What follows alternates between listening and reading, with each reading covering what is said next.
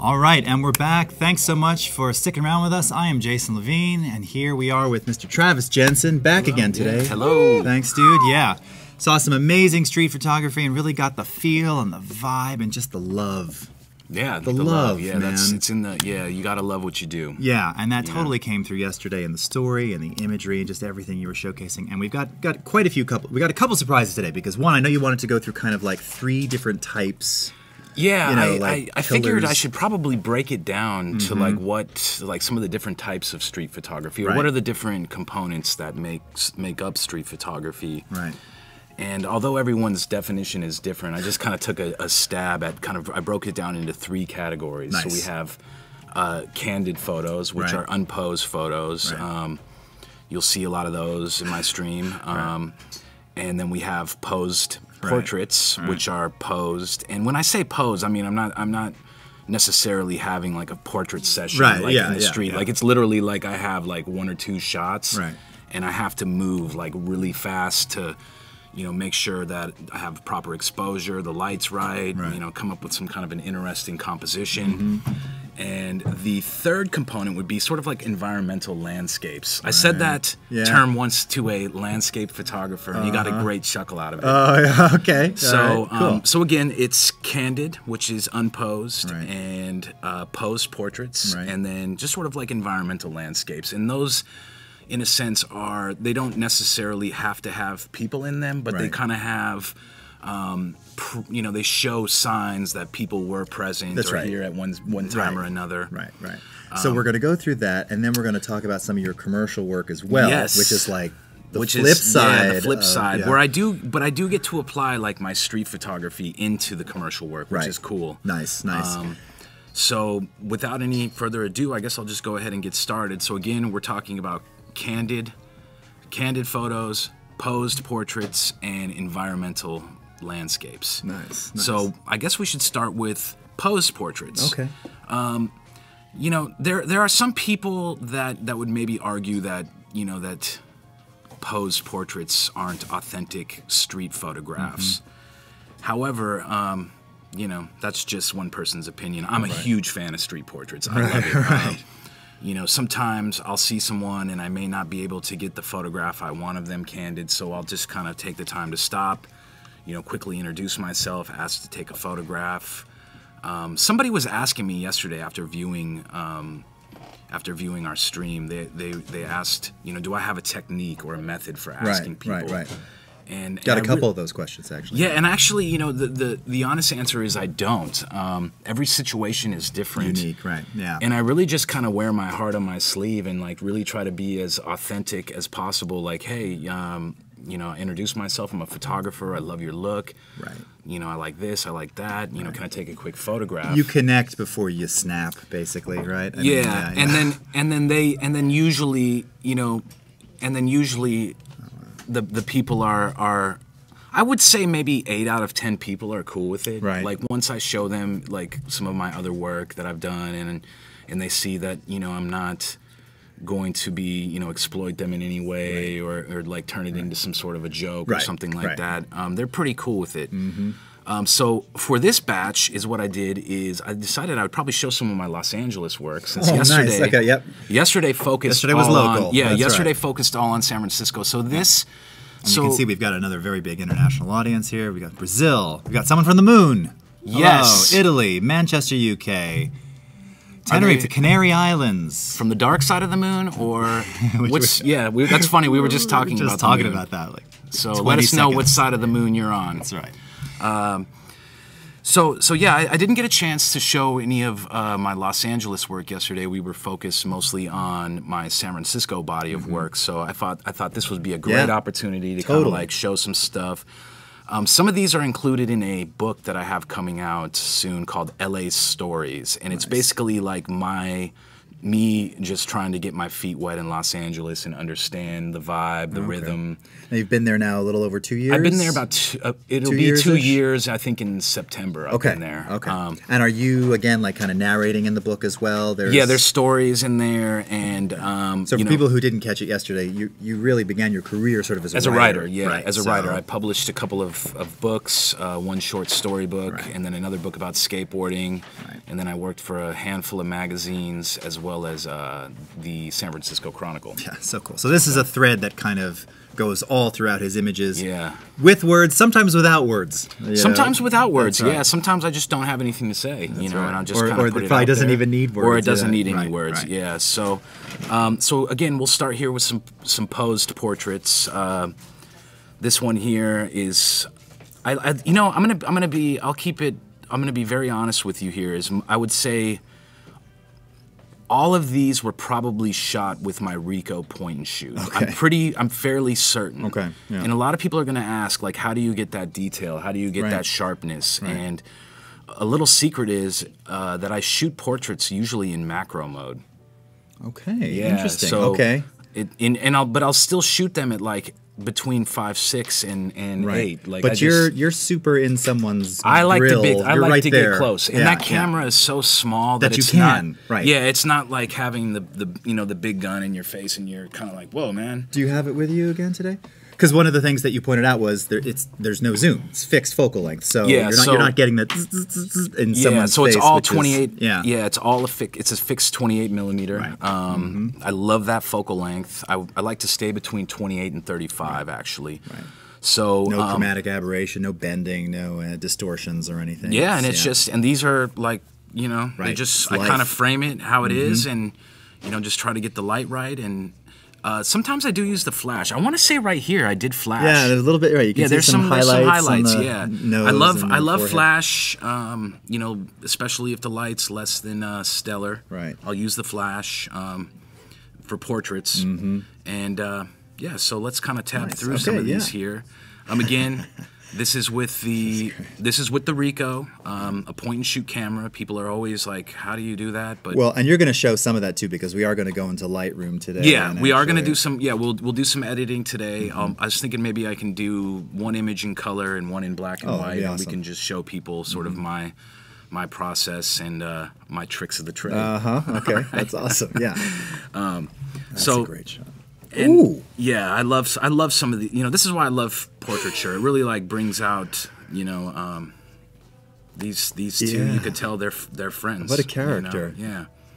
And again, it's got that look at the LA with the palm trees and the wide streets and the you know, there's and it's a yeah. little soft focus That's in the right. back from Yep, the macro. yep, yeah. But it's not like complete, you know, right, bokeh. right. I'm not so much of a fan of that. I do Right. like to have some context in here. I love this lady. This is the queen of LA, in my opinion, right here. This is, you know, this, in my opinion, she should have got best dressed at the Oscars. You know, I love people like this that are really like naturally full of life. Right. You could see it. Yeah. You could just see And I it. think I was with my son when I took this photo. I do take my children out street shooting with me Okay, sometimes. yeah. They're kind of into photography. And by the way, I need to give them a shout out because they Oh, watched yeah. the show yesterday. Oh. And they were really bummed out that I did not say their names, that I said my kids. So shout out to Stan and Miles, Stan and Miles. my two kids, 8 and 5, two big busy boys. So this is the queen of Hollywood here. That's And amazing. I don't think I was in macro here. Now with a shot like this, I mean, did you sort of, because it has such contrast with the background, did you kind of add some vignetting or other things to this? I or- don't believe so. Yeah. The ground in the background was Right. pretty dark. She Right. was sitting at a bus stop on the Okay. street. Yeah, yeah. So I just kind of, Yeah. I think it was you That know, and magic light, I and was you like, just got wow, it. you know, Yeah. like just gorgeous. Yeah. I love people that you know just aren't scared to like really be themselves and dress how they like and do their own thing. I mean, look at me. I have a tie on today. Right. Yeah, I'm wearing one of my children's music shirts Yeah, today. they're nice. Put your pants on. Yeah. Something I always say to my 5-year-olds. Put your pants on. Yes. You know what I'm saying? I do know what you're saying. And younger. Yes. It came out of him when he was like 2 or 3. Yes, So put your pants on. on Spotify now, if you're curious. Okay. Oh, okay. Really? Absolutely. Oh, wow, man. Cool. That's right. Yeah, brother. Ooh. Yeah, I love this. Yeah. You know, sometimes with portraits, sometimes I like taking those pictures that just command a lot of respect. Yeah. You know, like Yeah. like you got to respect me, and I love that. And this is what this portrait here does for me. It's really just like kind of commands that respect right off the get go. You look at it and you're like, wow, okay, this is a tough female right here. Yeah. And has a strong sense of pride. Yeah. So, and I love the old school look too. Old school you know, look. the old school look, just Yeah. kind of you know, to me, this is very LA Yeah, right I was here. saying the hair. There's something about it that actually really. This says LA. It sounds to me. LA, Yeah, right? This says LA to me. This is actually this is a good friend of mine here. This is a rap artist by the name of LA Cool, aka the Rifleman, and this is. We were taking some photos for. I think he used this for his album, for like an insert or something. I don't think it was the cover, but he definitely used this for his liner album. note shot or something like Yeah, that. and I love at night. I love dragging the shutter. Right. I love it Yeah. with a flash. Like that's like my favorite thing to do. It probably comes from being a skateboarder for the last, you know, growing up as a skateboarder. That was a kind of a big trick with skateboarders. Right. Getting those trajectories and everything. Exactly. And having like a sense of motion in there as well. Killer photo. But again, so much detail on the face, you know. Yeah, and this was actually, like, where this was taken was, like, kind of like a sketchy neighborhood. I remember it was kind of an ordeal. Like, you can't see here. Right. But this was in South Central. Oh, okay. And, yeah, so it was a little, like, it was definitely a little tense, the situation, and being out there with cameras and lights flashing. Yeah, You know, don't want to it's draw not- too much attention. Not always a good look, necessarily, but, right, yeah. you know, I'm with him. He's a Right, local. right. And so I just love the expression, you know, it really captures him, his personality, too. I have no idea what's going on here, but I do love the pimp belt buckle. I'm not sure if that translates to what you guys are seeing out there, but I do. I just love that. You know, I asked this guy, I was like, hey, can I take a picture? And he was like, yeah, sure. And he, you know, he undid his shirt, and that's what you get. And I love that when people just take charge. Like, they're going to tell you how they want their picture taken. right. So he felt like opening up the shirt, you know, showing the chest hair. And the pimp belt buckle kind of ties up the room there. Oh, yeah. And, dude, again, like, and I have here. no clue what's going on here. This was a cool one. This was a cool one from downtown Los Angeles. This guy actually was from Oakland, so we had a lot in common. Oh, okay. We were chatting for a long time about Relocated just to LA. just Bay Area. You know, just the differences between the Bay Area and Southern California. Gosh, I saw this girl walking down Broadway Street in Los Angeles, and I just could not resist asking her for a portrait. And, you know, at first she was just very weary and skeptical of it. And after I kind of showed her some of my photographs, and I was like, hey, you know, I'm not some creepo. Right. You know, this is what I do. Check this out. And she agreed. And then, you know, she had later reached out to me and was like, oh, I just love this photograph. And this is somebody that's photographed all the time. And then, like, literally from, you know, the engagement to making the photograph to, you know, showing it to her on the back of my camera on my Ricoh. Right. The whole encounter was like 45 seconds. Really? Yeah, that's how fast sometimes this goes. Right. Okay. So this here was 30 seconds. That's great. Look at his smile. Yeah, see this is what I love, like images that make me smile and not, you know, and smile in an authentic way. Like I'm really smiling because I'm happy, and it's not because I'm, you know. Got someone saying they remember her. But you don't know me. Oh yes. Yeah, what's up to my man Zachariah? That's one of my friends in Los Angeles. Oh, nice. He was with me when I took that picture. Oh, awesome. Yeah, and he'll let you know. It was like the 45 whole seconds, encounter was right. about 45 seconds probably. Yeah, but I love this portrait here. I showed this man this picture right after I took it, and this was one that maybe lasted like 15 seconds. Like he literally stopped, turned around, and I took a picture. I love the buildings. And the wabi-sabiness of it. Yeah. That's kind of been my thing lately. Is like I like to get close, and then I just kind of like having stuff going on. Playing around with the background and the angles behind. Yeah. Yeah, but I showed him this, and he was very excited about it because he said it made him look young, and that's my job. I was Young and handsome, right? Yeah, young and handsome. Yeah. Yeah, that's a great. So this was down at Venice. That's awesome. Yeah, again. Little Van Gogh in the background. Yeah, a little there Van too. Gogh in the background. Some America sunglasses. Yeah. The mink coat. The mink hat. You Right, know. and that blue sky. And that blue sky. And Right. again, like sometimes I'm amazed at what these point and shoot cameras are capable of. You know, like I'm seriously amazed by them. Like, whoa. Roger's saying 15 seconds in razor sharp focus. Wow.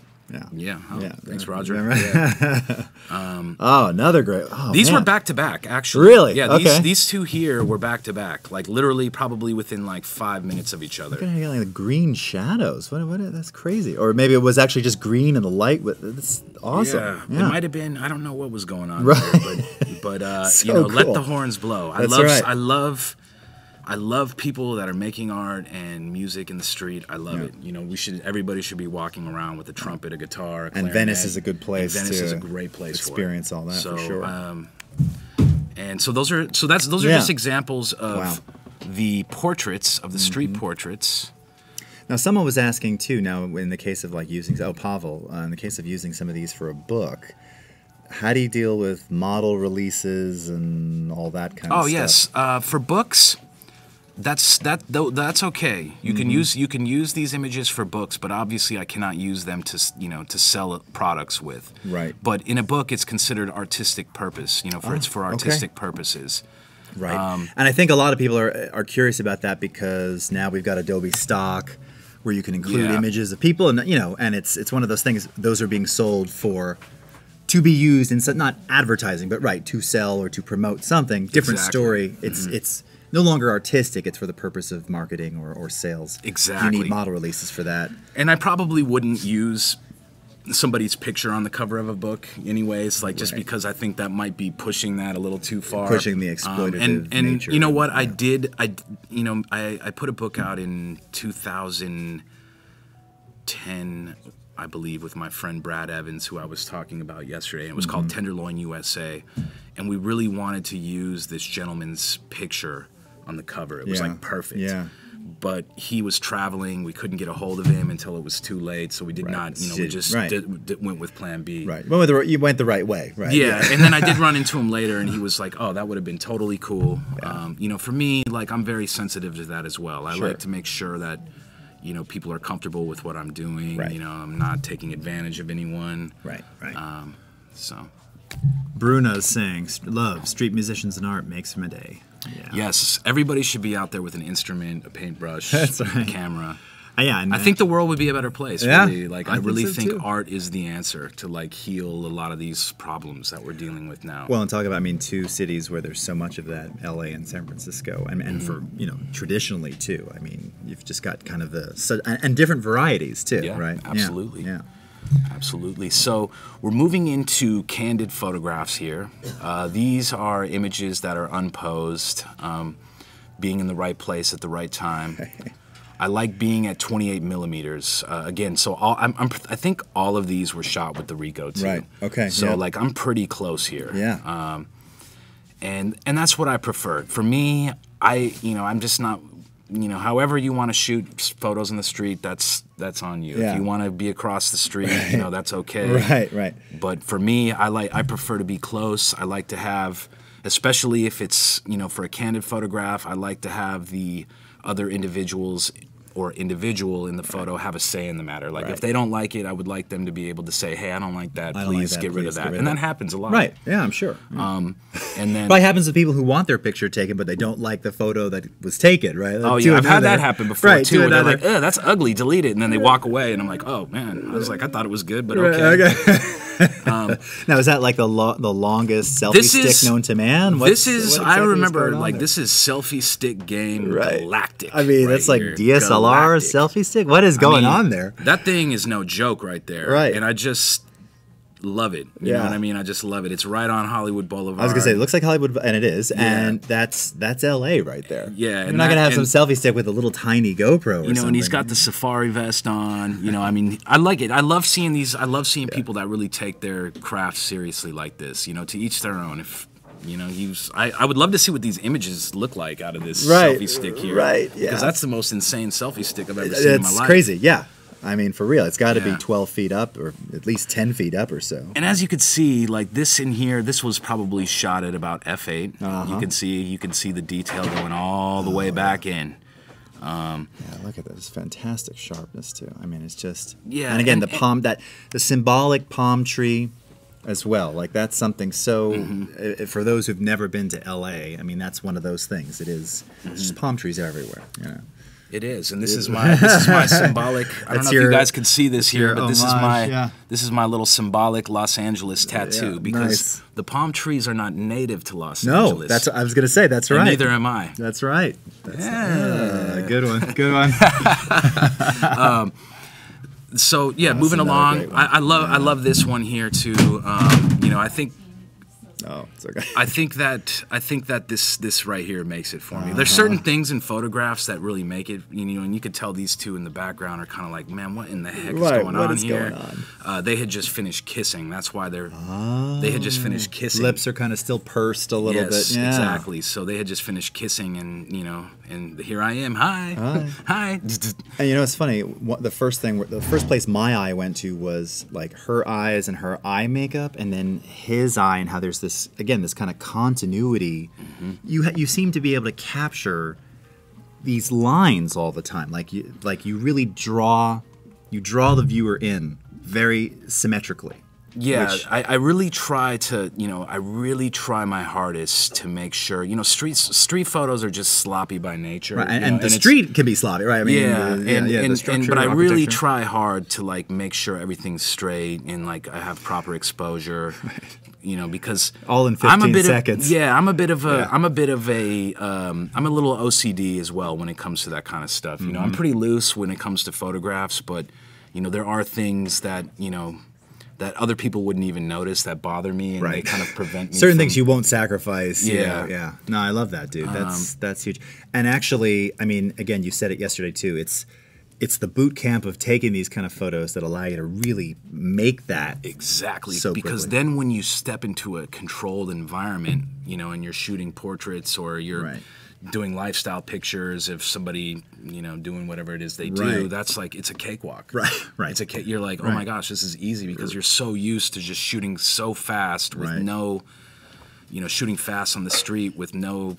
Right. You don't even know what's going to happen. Right. You just see it and you're like, you react on instinct. Right. So, I love this. Again, it was, I remember I was kind of having an off day here, and I turned the corner, and I was in Koreatown here, and I turned the corner, and I spotted this, man kind of doing some stretching or something. I don't know what he was, but he was right on the corner, and it just was like this weird, like, it was almost like an illusion. Right. Well, I was gonna say, is it a window or mirrored wall? So this is like a window. I see, because you can actually see lights. So this is a window, and then he was like on the edge, and he just was kind of maybe stretching his back out or something, and I was like, wow. So this is a single image. A lot of people will look at some of my photos sometimes, and they're like, double exposure or something. They're like, dude, what did you do in here? Is this Photoshop? I was like, I'm gonna be completely honest with you. I know Lightroom, but my Photoshop skills are they're not there. Right. So I wouldn't even begin to know how to do this here in Photoshop. So sometimes people, there'll be all sorts of stuff going on, reflections, people moving. And they probably don't believe you either. They're like, come on, man, that's too exposures. Yeah, exactly. But this is a single image, and you could tell because this building is right here. That's right. Judas saying again, very narrative pictures. I just, this is cool here. Look at the guy. This guy with the snake here. It's just like, hey, you want to pet my snake? Right. But this is I love Hollywood Boulevard. I know some photographers are just like, oh man, I don't like that. It's too much of a tourist trap. But the light up there is like, at the end of the day, the light up there is incredible. And there's always just stuff going on. Right. There's always a scene. You can find stuff amidst the sea of tourists. Mm-hmm. So this is great too. Yeah. So I love. Dude, this is the king of LA right here. Right. Look at the sideburns too. I love this guy, and I bet you any money he probably drives a big burgundy Cadillac. That's right. 78. Like a 78 burgundy Cadillac. That's right Here. El Dorado, probably. Yeah. Slamming Cadillac doors. So when I saw this, I was like, man, this is just like the perfect example of like the old like Hollywood. Right I was to say it's old Hollywood. Like he's getting the turtleneck. The white I remember turtleneck. too. It was like 100 degrees this day. This guy has on a turtleneck with like the pink shirt with the collar up. And then again, there's little things in here that I notice. Like in the background right here, you have this Hollywood sign, and then there's this girl back here, kind of looking. I don't know if this is registering well on your. Oh yeah, look, that's what they see right there. So, you know, there's certain things that I see that I'm just kind of drawn to in images that make them for me. This was hilarious right here. I was walking in and I saw her she was doing a newscast. And here's a good example where you have really good intentions, but you know, it goes wrong. Like I just wanted to get a candid photograph of her. The light was really nice. Right. But I ended up I've been having the tendency to get too close, and I don't recognize it. So that's she you, was just, right? So this is me right here. You can see my shadow, right. And I'm literally probably like a foot or two away, just like, hey, it's me. And it was just like, hey, man, like you're getting too close, and so I need to be more mindful of that. I've been struggling with that a lot actually, where I'm not even aware how close I'm getting, you know, and as a result, you know, a couple fingers will be out of the frame. Like I don't even crop anymore. You know, like it's just like I'm so close that you know, like maybe like this finger will be out of the frame here. Another just Hollywood gem. I love it. You know, I walked right into this, and I just love it. I love the old Hollywood look. Look at that sun too. Look at the gradient that you're getting there, and and the like, because you have a couple images, and we saw some yesterday too of you know, some again classic veterans of San Francisco and Hollywood. Like the makeup style, but styling though, right? Rocking it, right? The shades, you know. Yeah, just like it's Hollywood, baby. That's right. I don't like shooting into the sun. So this for you guys that are watching this here, this is west back there. Right. I do not like shooting into the sun, and therefore the only way I could make this work was with the flash. I was gonna say you gotta have flash. So you can see I kind of flashed on the side there. This was funny. This was funny. I actually asked for a photograph, and he just responded like, "You a cop?" Walked away, and I was like, "Do I look like a cop?" Like I have, you know. And he was like, "I've seen cops that look like you." And then you know, and when he was asking that, I just kind of took this, and I just kind of reminds me of Columbo. Right. Look at that hat. Yeah, I love the hat, the short tie, and the short brown, right? 70s tie, right there, right? Yeah, and you know, and it just kind of reminds me of like Columbo or something. This was this guy was posing for somebody else. Is that Muscle Beach at there? Muscle Beach. Yeah. And I'll never forget because I took this and then he turned at me like, "What the hell? Like, what are you doing?" You know, and I obviously do not want any part of that. No. And I was like, "Hey, man, can I get a card?" Right. And then I emailed him the image. Actually, I did email him the image. I didn't hear back, but I did email him the image. This is another one, man. So much detail and like. Yeah, you could see there's birds flying around up in here. I love the muscle sign. You know, it's crooked, but it works. You know, wabi sabi plays a huge component in my photography. Right. As you can see, you guys probably can't see that. Oh, they can't see here.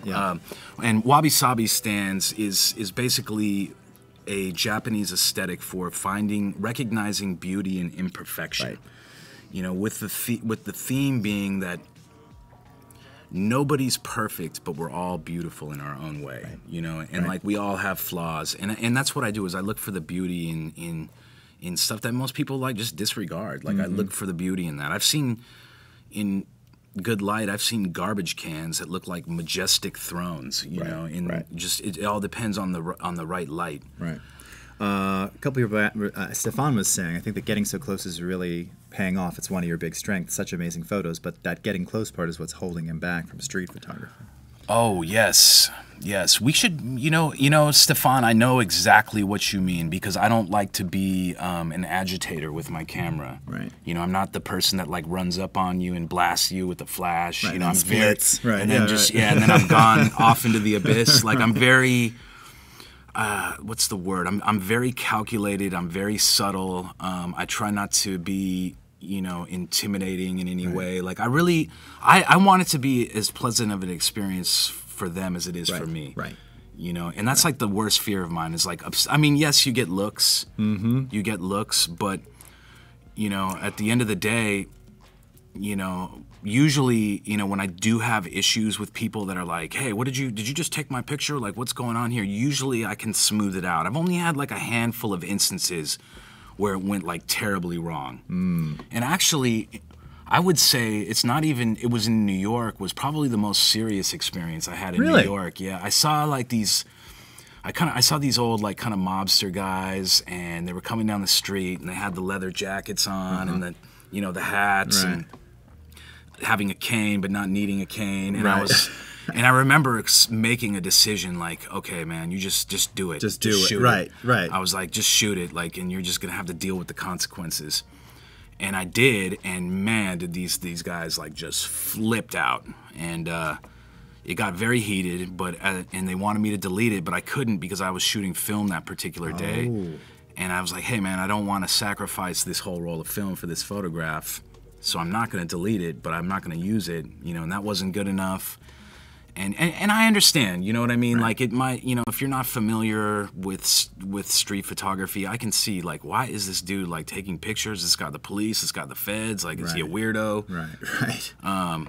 Yeah. Again, there's great risk in doing a lot of this. And then, you know what's funny is every instance where that happens, the photo like rarely turns out. Like, I've never had it like be like a winner, you know, where I was like, oh man, I just, you know, almost had a little scuffle over a photograph. Get your arm broken. And it's not even, and I remember getting the photo back, and it just wasn't even that good. Wasn't even that good, right? Yeah, so didn't make the cut in the end. And you know, if I've gotten good photographs and had somebody say like, hey, please delete that. And I do, because at the end of the day, they're just pictures. Right. And that's how I look at it. Another one will come along. They're just photographs. That's right. And adding to that is, you know, like, I really try not to take myself too seriously. Like, you know, this is my life. This is my, you know, after my family, you know, this is my love. You know, this is my true calling in life, I believe. But I still, at the end of the day, I always just remind myself they're just pictures, you know, and you know, we're not solving cures for cancer, you know, we're not, you know, they're just pictures. And I think that's healthy too, because there are going to be moments. Oh, look at this one. There's going to be moments where something isn't what you expected it to be, but like you said, turn the next corner. I mean, as an artist, there's going to be something else there that could, you know, potentially grab you, right? Make you want to create some art out of it. Roger was just saying, so getting close helps with the smaller Ricoh, but you're not. But he's saying, are you opposed to a big DSLR? But you showed a bunch of stuff yesterday that was 5D, but obviously you probably can't get as. I go back and forth with it. I go, like, sometimes I'll get into the mode where I'm like, you know what, I'm going to have my 5D with me. Right. But I actually, every single one of these images I've shown, both in the Candid and the Pose, these were all with the Ricoh. But it's great. I mean, because like literally, like, I'm like a foot away from this guy right here, you know, and it's subtle, and I'm not interfering, you know, with him. And the other thing I found about LA is people don't really mind being. It's like normal there. Well, I was gonna say and this actually. Ashkan was just saying he has a fear of being close to people, taking street photos. Please advise. Yes. I think a lot of it too, though, right? It's kind of regional, cultural too. Like L.A. Yes, it's Hollywood. Yeah, it's Hollywood. People are used. You know, there's people out there, you know, filming their TV show by themselves, like literally, live on like. It's everywhere. You know, and they have like a tripod set up, and they're doing the whole thing. And, you know, there's weird social experiment things going on there. So but I think people are pretty used to it. But in some cities, in some regions of the world, that's not the case. I actually think in San Francisco is like very hyper aware of like photography. Like, they do not, people in San Francisco do not like to be photographed. You know, rarely, every now and again, you get someone that's just like really into it. But for the most part, like, I've noticed this about San Francisco is people are very hyper alert here. You know, you're very aware of your surroundings. And even some of my friends in LA will tell me this. They're like, hey man, I don't know what it is with all you guys from San Francisco, but you're kind of on one. I was like, what do you mean? They're like, your head's always darting around. You're always looking over your shoulder, back against the wall. And I'm like, yeah, it's just like this weird city thing. And I think, you know, LA is just a little bit more casual in that sense, where, you know, there's so many people doing things that, you know, you're just you're just irrelevant out there. Right. Whereas in San Francisco, if you're coming, stomping down the street with a camera, like people will notice. People will notice. They'll notice fast too. This is absolutely beautiful. I love, it's just I don't know what it is that I'm drawn to by I can't really say what I'm looking for. Mm-hmm. I'm just kind of out there, and I get close, and I try not to. For the person that asked about having that fear of getting close, like really embrace that feeling. You have to. What I've learned over the years is like if you take that fear and you just embrace it and let those feelings flow through you, it becomes the most like invigorating. It's like getting up in front of 1,000 people and giving a speech. It's like really just. Afterwards you just feel like, like on cloud 9. Right. Like the worst that's going to happen is they're going to say no. I mean, rarely. I've been doing this for a long time, and watch, I'm going to get punched in my face. I'm going to come in here tomorrow with a black eye. The Adhocracy show. Yeah, I take a street photo, I'm getting a fist to the face. Yeah. I mean, I think that's a lot of people's fear too. And Judah has a great comment for you there, though. Okay, what did Judah say? Oh, hey, what's up, Judah? Thank you for everything yesterday, for all your comments. Imagine how worthy they will be for next generations. Maybe they don't solve many issues, but they definitely inspire people to solve. Ooh. That's a pretty awesome quote. Wow, right there. That's deep, man. That's deep, nice. Judah, yeah. Nice, man. I like the direction you're going here. But I would say my advice for good, candid street photos is just embrace that nervousness, that fear, and you just have to temporarily block out everything that's going on around you, and then all you got to do is just make sure your light's right and just press the button. Right. And that's all you do. That's all you do. Mm-hmm. I'll tell you one thing. I'm not a sneaky Pete when I shoot. Like it's pretty darn obvious what I'm doing. Right. Like I really because this isn't my quote, but I heard somebody say this. That it was our duty as photographers to make the best picture possible of the individuals that we photograph without permission. Right. And I'm trying to remember who that was. That was my friend Emilio. Okay. He's a really cool street photographer. I think that might be his line. I'm not certain, but I can't agree with that more. Like, whenever you're taking a candid photograph of someone, it's your duty to make the best picture of them possible. Right. And that's something that stuck with me. So those are some examples of candid scenes. That's awesome. I don't know if we have any questions coming through. Yep. It looks like Himon's got 2. Should I use the fixed lens? I am a fan of the fixed lens for sure. As I was saying earlier, all of these were shot at a 28mm range with a fixed or a prime 28mm lens. I like to get close. I think street photography there's just more energy in the photos when it's done at a close range as opposed to across the street. I'm not a fan of that approach, but again, I'm not the photography police. If that's what you like, then that's all good by me. That's just me, what I prefer. I like to be within 24 to 35 millimeters. Right. 50's kind of pushing it for me, but I guess Robert Capa storming the beaches in Normandy with a 50mm lens. I mean, that's right. And he's the same person that said if your images aren't good enough, you're not close enough, and that's very true. So okay. I think close is better because you want that energy. Sometimes I'll look at photographs. And I'm like, wow, you can just feel that energy, and you can feel the hairs on your arms stand up and the goosebumps, and you're like, damn, that's a solid photograph. I wish I took that. Right. So Luis Fernando asked, and I think this segues into part 3. Is there a form of street photography where it's just forms of portraits without the street? I'm sorry, the street without the people. Yes, and we're going to get into that right now. Great question. Yeah, nice. Environmental portraiture here. I don't know what else to call these other than like environmental portraits. Right. Again, all of these. This was shot with my Ricoh at night. Usually through a plant or something. Yeah, through a plant. I was having a conversation with somebody about like not always going for the low-hanging fruit with your photography, and what I mean by that is if I was, let's say I was commissioned to make a photograph of the Eiffel Tower or whatever. Right.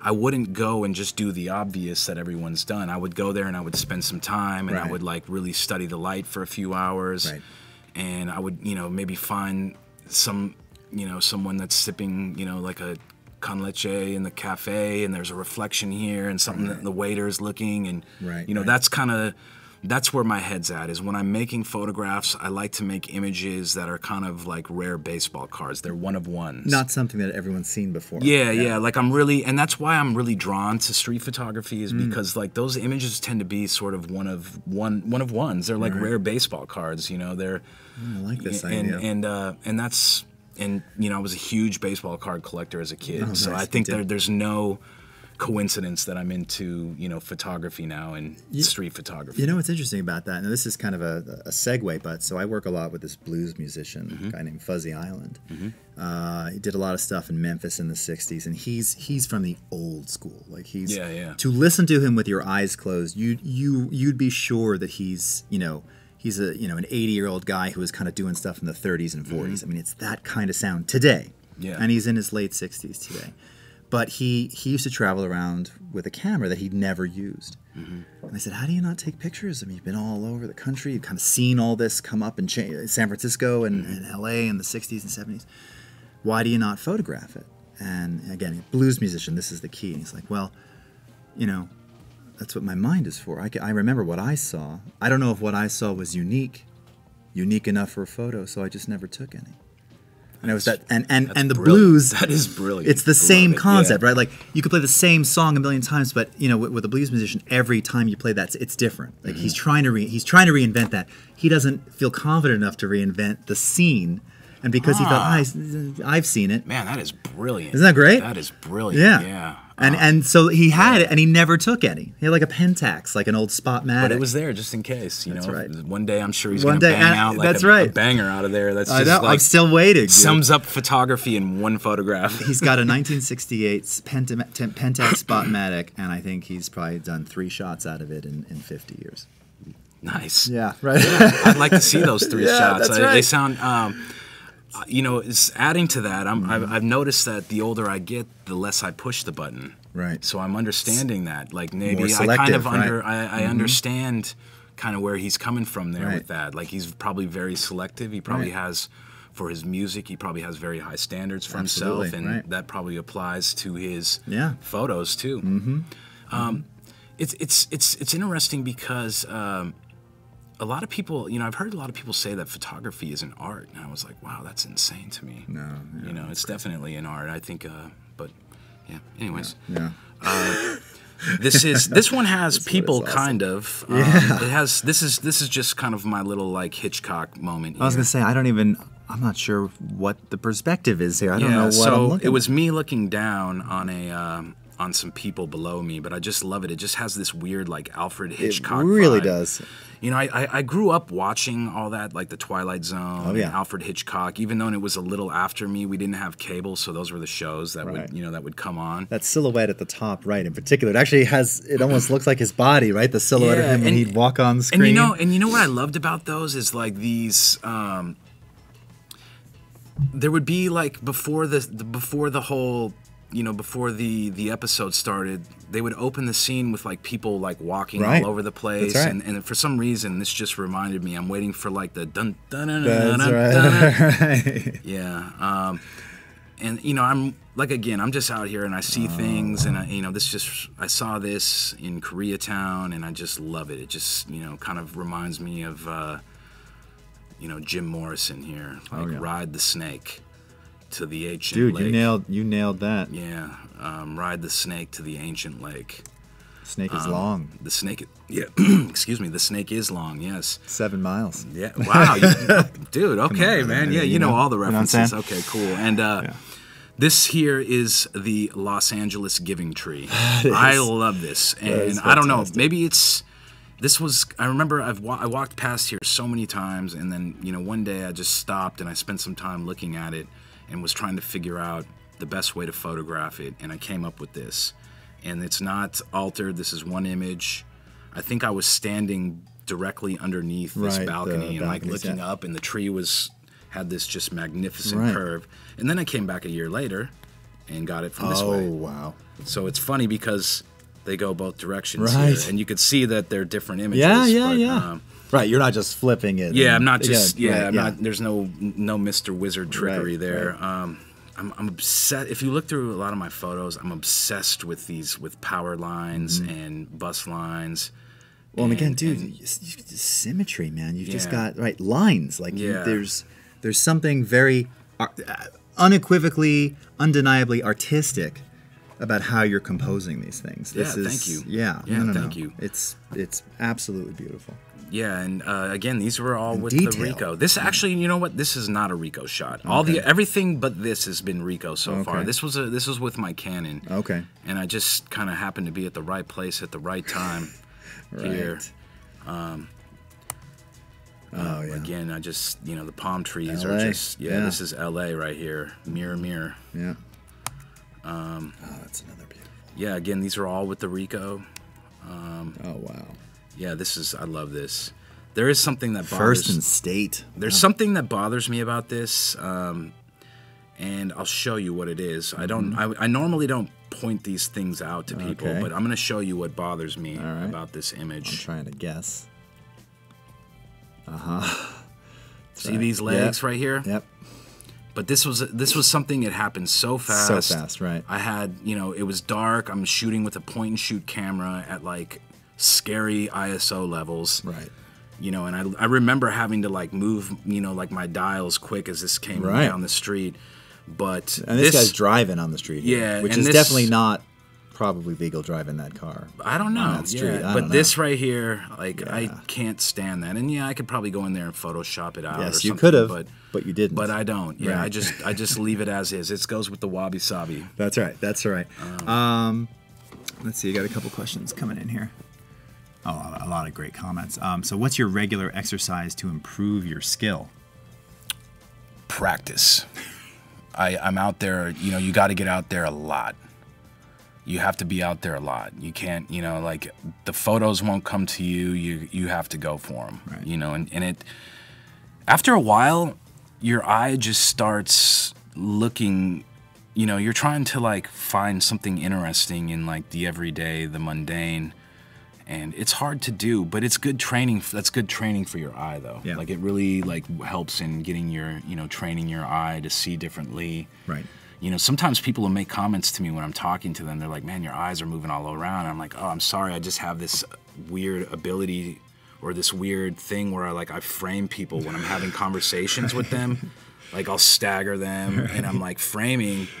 In my head, and people are like, "Dude, are you okay?" And I'm like, "Oh, it's just a bad habit." I literally frame when I'm having conversations. Right, just a regular conversation. Yeah, and right. I'm like to the left, to the right, up and down. Right. Yeah, and this is rad here because there's just a lot going on. But if you look here, oh my god, better be up on your pull-up game. Yeah, yeah. And again, wow, just doing pull-ups. That's crazy. Yeah. You know what? This is so funny because this is such a San Francisco thing. I feel like everywhere I go and I'm out, I see people doing pull-ups on the bus stop. Right. This is scaffolding though. Yeah, scaffolding and on the bus stop on the lights thing, and it's just to show them guns. Yeah, I'm just gonna do a few. Just gonna do a little set of pull-ups here. Right. To me, that's just pretty funny. I don't know why. Did you even see that when you were capturing it, or was it kind of I did. Yeah, okay. I did. I was so across the street, and again, I like to be close. I would have preferred to be closer, but it kind of worked here. Right. It worked in this instance. And the other thing, I look for people, layering of people, and I try not to. I like people to all have their own space. I don't like clustering people too much. Again, more palm trees. Alternative, yeah. Oh, look at this. This is LA for me right here. This is LA for me right here. This is what I think of in LA. It's just a lot. It's you spend a lot of time on the freeway there. Yeah. And this was just me. Slow shutter or slow shutter during the daytime at f/22 ISO 100. Right. Had it balanced on the ledge, looking down. My friend, this was kind of near South Central, I think, and my friend was like, "Hey, we got to go check out this spot. It overlooks the freeway. It's cool." I'm not much of a rooftop dude, but I was like, "Yeah, let's go." Right. So this is what I came up with. Dude, there's something very particular. I don't know what it is shot. about this that I just find very comfortable. I Yeah. can just look at this, and I think it goes back to the layering. Right. You know, like the position of the cars. Like I took a few of these and then I looked at them and I was like, okay, which one here like feels right? And then this one felt right. And I want to bring up one more thing is I try not to have many timestamps on my images.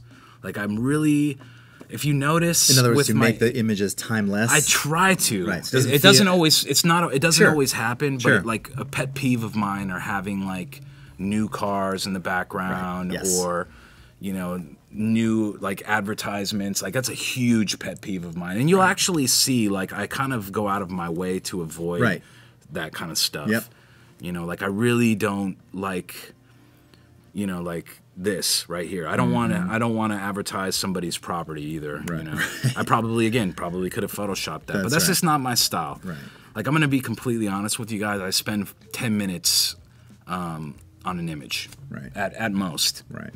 You know, if it takes more than that, then like, you know, usually that means that I just didn't shoot it right. That's right. It wouldn't go in your book, right? Yeah, like when someone else's altered or whatever. Yeah, like it just that usually means that I wasn't on top of my game. So I think now, oops, sorry guys, I'm not trying to. So I think now is what we could do is I'll probably go in here and I'll show you the magic. I just need to load something in here. Nice. Oh yeah, this here was at night, and it was like a 2-second exposure where I flashed this individual, and then the shutter was just open for probably like 2 or 3 seconds. And this was at a rally over in the Tenderloin, but it just looks like, you know, it just looks like something like terribly wrong is going on in the background. Like there's flames flying out of buildings, and that's just not the case. It was a protest. For somebody. I don't want to really go there right now with that, but wow. So I don't have these imported, so let me just go ahead and quickly import these two. I just grabbed 2 images, you guys, really quickly that I'm going to... Bruna says there's a depth and texture to your images, almost like a macro for vinyl. Oh, that's pretty awesome. Dope, yeah, thank you, Bruno. Yeah. The picture feels like music. Wow. Judah again. Judah, man. Judah, you gotta, man. Judah, you should be a photography writer, man. Seriously. What streets of the world would you like to shoot in? Like, are there any particular streets of the world would I like to shoot in? Okay, let me think here. What I would really like, I love getting off the street. Ooh, there's lots of musical references here. Yes, yes. Thursday. That's right. I don't even know if I'm up on the latest version of Lightroom. Am I? I mean, I paid for this copy, though. I'm telling you that. No. Okay. You know, it's fine. No, you're in Lightroom 5. I'm in Lightroom 5. What do we have? No, where are you? Well, CC. Okay. Wow. Oh, you're close enough. Okay. How far off am I? Well, I was gonna say I don't see the Creative Cloud. We'll get you anyway. We'll get you. Okay. Giveaway. That's right. Okay. Oh, Cool. you know what? Because it's at the top of the hour. Why don't we do that in 8 minutes? So we're gonna do 2 giveaways. Yes. Because we forgot to do one during Let's Nicole's do some stream. giveaways. Yes. So in about 8 minutes, I'm gonna ask a trivia question, something that you said, and Let's do it now. let's do it right now. Okay. Oh wait, what is this? He mentioned this earlier, and in yesterday's session, I mentioned some videos of him working. He's complimentary. I like your look. Can I take a photo? I'd love to hear more on that too. Okay. The name of the band, like Streams. Oh. Easy. YouTube. Easy to start. Yeah. Oh well, we just keep Yeah, going. just say it. No, we gotta do something. Yeah, no, I was gonna say it's gotta be something that you say. Sorry, give me a second while you're importing and looking at the. Oh, and Adam is asking too. Do you sort and rate when you import, or just delete the ones you don't like? I'm curious about this too because this is I different load with them all all. photographers. I don't like if I go out like and I'm in the street, like I don't come home with like 30, like 300 images. Like I'll come home with maybe 10. So I just leave. I'll just save those 10, and then I'll just remove them from the catalog. And if I need to revisit them, I just put my hard drive in. I'm sure my workflow is just so different than everyone else's. Right. But as you can see here, like this is right out of the camera, right here. Like this is uncropped, right out of the camera. I really try to do as much in camera as possible. Right. Editing is my least favorite thing. I enjoy the process of shooting and the act of being out there, and like the feeling when you get a good, like a winner, you know, because it's rare. Right. You know, it's kind of like, it's a lot like playing the slot machines. I've said this before. Like some days you get nothing, and other days like the machine starts hitting, and you have a Caddyshack moment, like the priest that was playing golf, and he had the perfect game, and then he gets zorped. Like I swear, it's the exact same thing. So for this here, there's not like a whole lot. This is right out of the camera. I would take a look at this and I would go, okay, the right side of this frame is bothering me. This tree here is kind of distracting me. These people are kind of cluttered here. So I would keep the original crop aspect ratio, which I believe is a 4:6, and I would just kind of drag this corner up here. But then I'm like, ooh, that actually doesn't work. That doesn't work. So we're gonna go in here and I'm like, if I can't get it in a 4:6, I'm gonna keep it at a 5:7. Okay. So you'll never see. You're kind of using traditional crop ratios? I don't use. You'll either see me at a 4:6 or a 5:7. That's it. I don't do. Okay. Yeah, like I'm very traditional in that sense. Yeah, I don't know. I'm old school. I'm very methodical in that sense. Right. So for this, I probably wouldn't want to take out the entire tree to just have this branch coming out of here. But I'd probably come down to maybe right before this little sign right here. Keep the edge in there and the contrast. And then come down here a little bit. And see, again, here's an example where I was a little too close. I probably should have taken a step back because like now it's so tightly cropped that, you know, I don't have a whole heck of a lot to work with here. But here's our crop. And then for the color, I'm like, okay, I definitely want to pop this a little bit here. So I don't really use many of the Lightroom presets. I have my own that I make here. As you can see, I have a lot. Yeah. I have tons that I make on my own, and they're all based on different lighting conditions. So you'll see here, like I'll remember, like, oh, okay, I was shooting Ant's wedding, black and white outside. That was like super harsh day, so that's not going to apply. That's not going to work, yeah. So for this one, is what I would usually do is I will just see what the auto recommends. You know, that's funny. That's what Nicole was saying too. She does that. She does that on everything, every photo. Yeah. Just to see what the recommendation. Okay. Yeah. Before you continue, and this might be a little hard because we didn't talk about the spelling. Okay. So Travis mentioned a Japanese saying, also tattooed on his arms, which relates to, you know, finding beauty in imperfection. It's 2 words. Ooh. If you know what those 2 words are, this might be too hard. I don't know, because we didn't give the spelling. Okay. I like that. Right? That was a good one, right? Okay. Travis said 2 words. It's tattooed. He lives by this daily. It's finding beauty in imperfection. Japanese phrase. 2 words. And I'll even give you the first word begins with a W. Second word begins with an S. Ooh. Get it in the chat now. Somebody got it. And you've got your chance. Oh, they're flying in now. You've got your chance via Nightbot. It's going to pick you at random to potentially win a year of Creative Cloud. And of course, if you already have Creative Cloud, we'll just add an additional 12 months to your member. Oh, listen, people were listening, dude. Yeah. People were listening. Because there's a little bit of a delay. So they weren't waiting for they got it. They all got it. Man, they're flying through right now. Dude, yeah. Oh, I'm telling you, captivated, right? Yeah, wow. That's nice. Rad. All right, keep it coming in. We're not going to run the Nightbot just yet. We'll give it a few more seconds, and we'll have another giveaway in about 40 minutes or so. So keep your listening ears on. Oh, look at this dude. Everybody's got it. Nice. All right. Hey, additional, you never know. It's random. It's a random generator. It's just going to pick whomever it wants. All right. I like somebody was like, get him CC. That's right. Yeah. We will take care of this. Okay. So here we are. We have our crop. That looks like a pretty good crop to me. You know, I probably could bring it in here, but I do like it. Just adds a little bit more context. I love the ladies underneath here. You got it? So this is Jackson Muchiri. All right. Jackson, you just got yourself a year of Creative Cloud. Nice. So put your Twitter nickname or Twitter handle into the chat here, and we will contact you. Congratulations, Jackson Muchiri.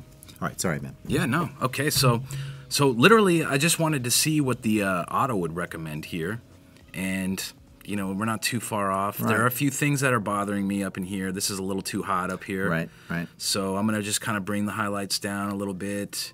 Looks pretty good.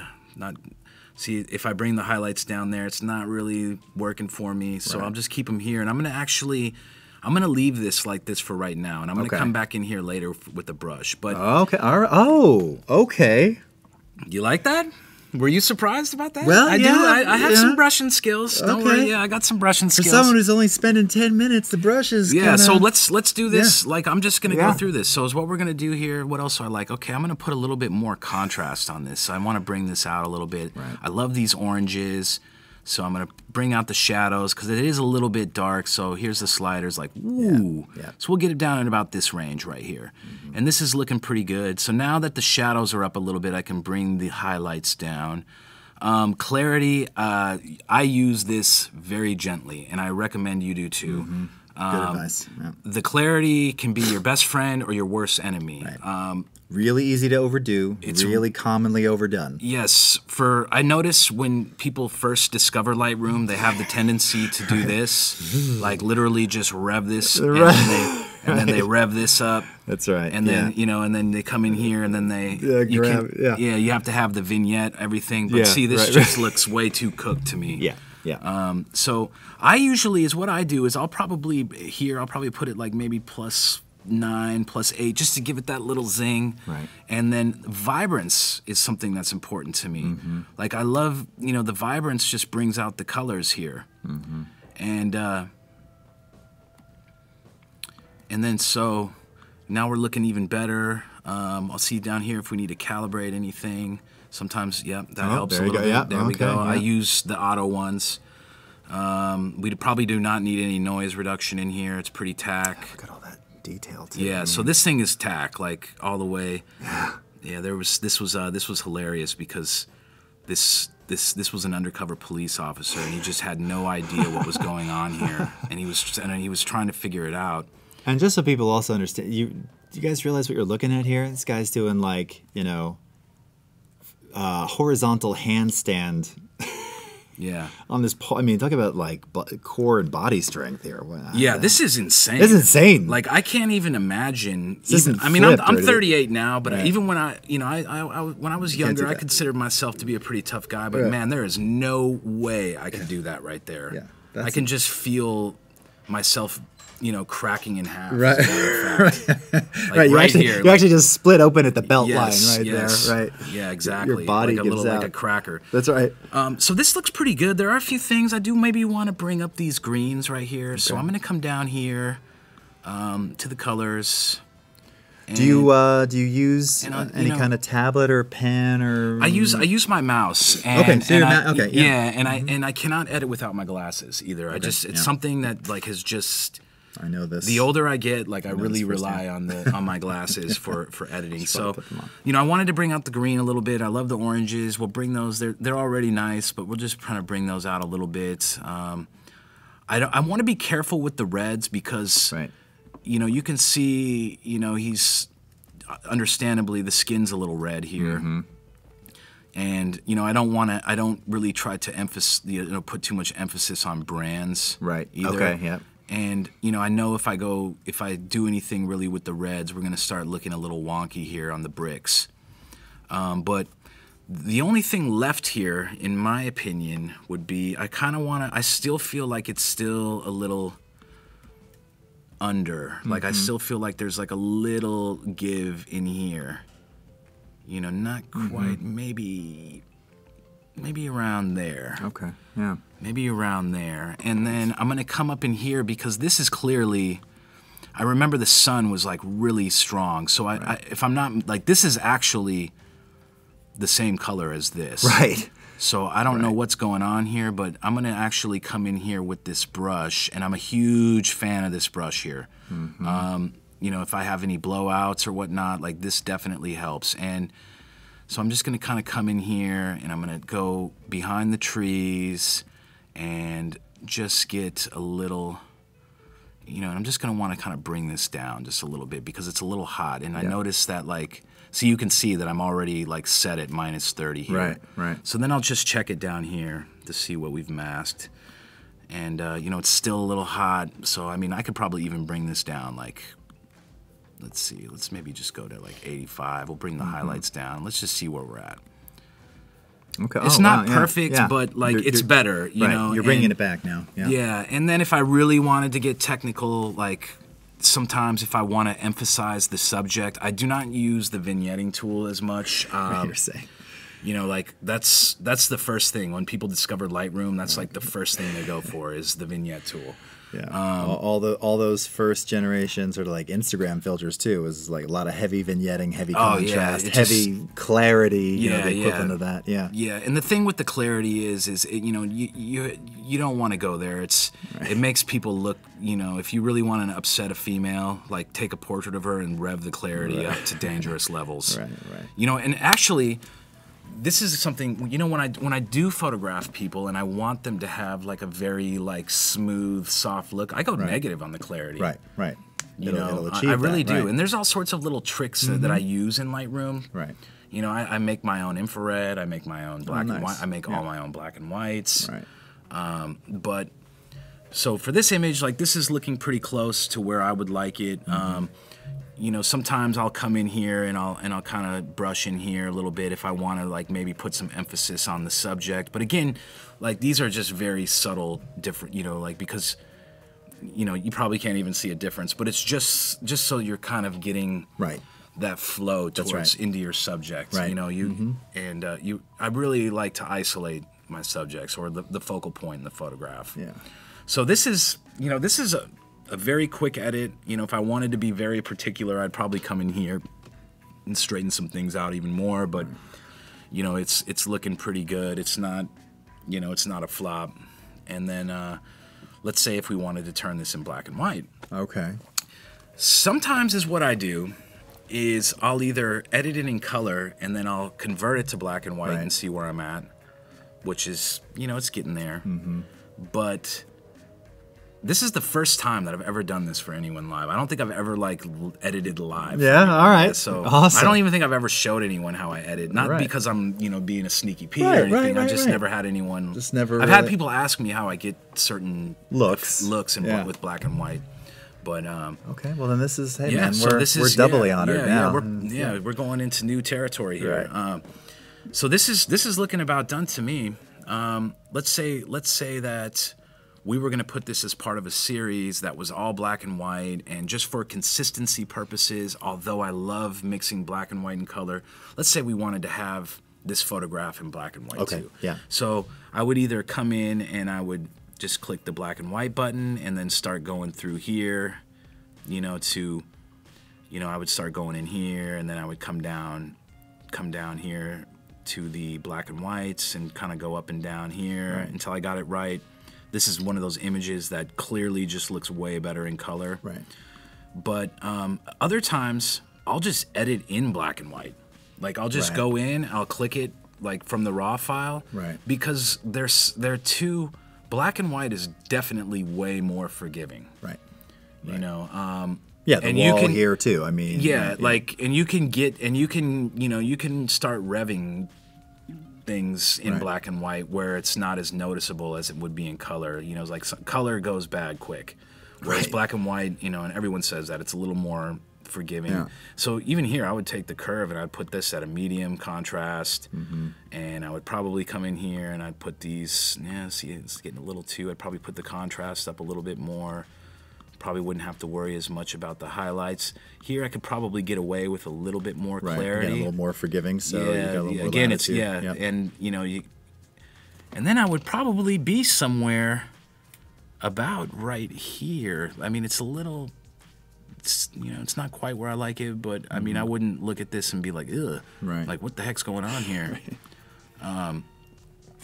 So again, this is a raw file. I showed this photograph yesterday. Like, as you can see, like, my photos, like, really, I've been doing this so long that I really try to, like, get as close to possible, like, to the finish. Obviously, there needs some color correction. Do you have the finished one with you still from yesterday? Yes, I do. It would be cool to see that too. Let's bring that up into the catalog too. Because I remember, I'm looking at this now. I'm like, oh, okay, yes, I can. It's obviously a bit flat, but that one yesterday was so vibrant. Like it was really. Let's bring that. Let's bring that guy in here. Let's see. Oh, yeah. I do have him in here, and I have that one right there. So let's bring. There you go. So as you can see here, again, I don't think I cropped it, but I definitely had to do some. Let's see, where am I at here? So here is the finished product. So it's just, you can see that I had to pop the contrast a little bit, bring the colors out. I do not know where. Let's see. Not sure where that other image went that I just had uploaded, but it looks like it's right here. There you go. Yep. So that's literally all the editing I did on there. I brought it out. One thing I like to do with people, and a friend of mine said that I should probably mention this, is I'm a big fan of sharpening. The nose ring, I didn't catch that. Yeah, I like to come in here. And this may not be a good example of this, but I always, for me, everything is in the face. So what I'll do is I'll come in here and I'll just put like a, not even, actually, let me get rid of that. Let's nuke that. That's way too off. I'll come in here with just like a small brush. Let me just get back here. I'll come in here with a small brush and I'll literally just kind of like do this. Just to like get, I don't have my mouse, so I'm just being very generic here. And then I'll just add a little sharpening here. And I'll put this at 0, just because, I like to sharpen the eyes, I like to sharpen the mouth, and like bring out the features. And selective sharpening. Yeah, selective sharpening. Yeah, exactly. Yeah. And then I would probably do the same with the dog here. I'd probably come in and I would just kind of get this just sharpened, just to bring it out a little bit. Yeah. So as you can see, there's kind of like these T's like running through them.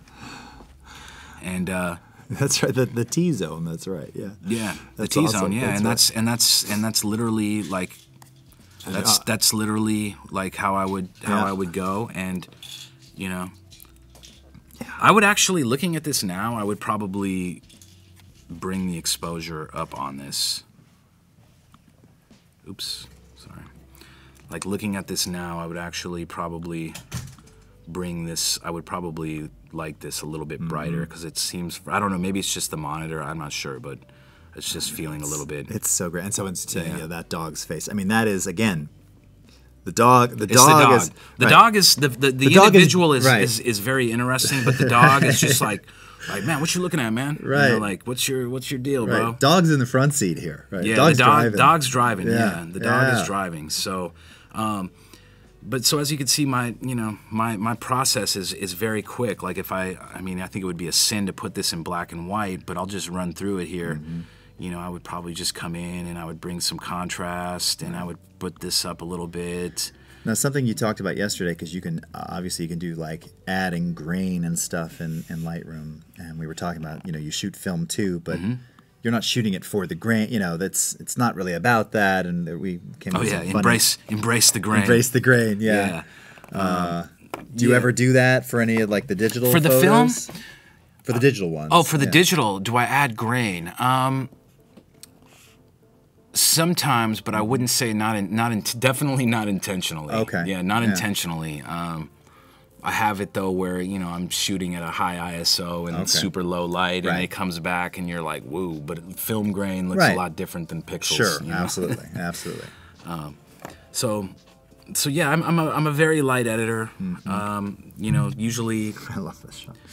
Yeah, I edit very light. I really don't have a whole lot of tricks, as I just try to make it as close as possible. Sometimes I look at images and it looks, I'm like, oh my God, I've never seen the sky look like this. I would run for the mountains if I saw the sky look the way, like some of these filters that these companies make, where they're just, Well, and that's it, right? So, because you're absolutely right. Like, you look at some of those filters and they're not just like hyper stylized, but Right, and it's almost like, yeah, you'd run. It's like doom and gloom, end of the universe. Oh, if I saw, yeah, I mean, some of this stuff I see, I was like, man, I would think we just got nuked or something, Right, you know. right. And I'm the last surviving human. And many of them are like so extreme, and you see a lot of, again, like early people who publish with filters. It's usually a little too much, right? Because it's applying something on top of something which might already be full of sharpness or full of contrast or full of saturation. Now they put this filter on, and now it's just like. And I remember that being an issue, like with some of my friends that are printers, and them, you know, voicing their frustrations trying to print Instagram photos. Right. Sure. Of course. Like, because it's been layered and processed so much that it just comes out looking like probably, crazy. I was probably just like black, like It's with just color it's just and crazy there's looking. no shadow and detail. And it's just. Right. And it's just muddy, and the face is all like just you know, like starts to like pixelate from so much sharpening and clarity. Right. And which again, on your phone, yeah, it looks great. It looks great on your phone, square, and you know. But then the second you 2 take inches it, wide, but then the second you blow it up, it's just it falls apart. So that's actually a great segue. So what about printing your images? Printing my images, yes. I use I have spent time in darkroom, but I don't print as much anymore. I print on demand. Okay. Yeah. You know, if somebody asks me and they're like, "Hey, like I would really love a print of that," like, yeah, no problem. But I'm not aggressively selling prints. Okay. Shout out to all the people that are doing that are making, like a living selling prints is incredible. Yeah. I did try to go the fine art route. All right, that's right. You talked about the gallery. I've done galleries. I've done that, and it's just, you know what? It's just, it's a tough sell. It's a tough sale. I feel that street photography looks great as a collection, right? And that's why the book. And that's why I like books. Personally, I just like books. I've always been fascinated by books. I love the smell of them. I love the. Opening them and hearing that crackle in the spine. That first one, yep, exactly. Yeah, I love looking at, the way the presentation of books, and as far as like photo books go, like I'm definitely non-traditional with photo books. Right. I don't like wasting paper, I would say. I like going full bleed on those things. Right. And I like, that's right. I feel that's just my personal thing. I don't like leaving blank spaces all over the place. I feel like it's sort of like the 300,000 word novel that should be 100 words, right? Right. Or a little too much filler. It's just, yeah, it's just a lot of filler, no killer. It's just trying to get bulk, trying to bulk up. Yeah. But I think that might be a good time to move into maybe some of my commercial work. Commercial work, yes, indeed. Yeah. So back to that, I spent so much time.